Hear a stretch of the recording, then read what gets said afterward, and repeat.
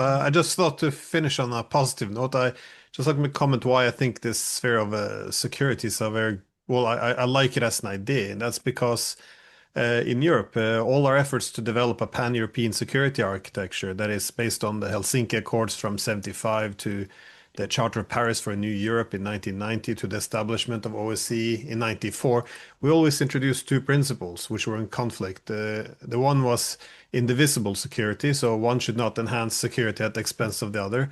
But the second is everyone has the right to pursue their own foreign policy. Now, this, to some extent, is contradictory because, let's say, Ukraine should have the freedom to join NATO if it wants to.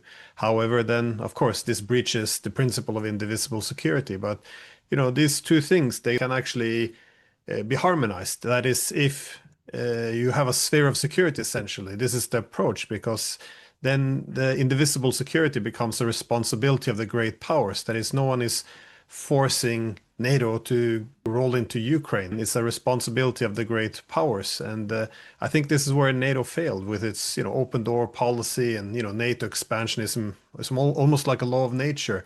And what happened then is the Russia NATO disagreements to create a common Europe or conflict was transitioned into a Russia-Ukraine conflict instead, because now the Russians could make a deal with NATO. Now they have to stop the Ukrainians. And I think, yeah, for this reason, we have war because NATO ignored indivisible security, and then Russia ignored the sovereign rights of Ukraine to do what it wants.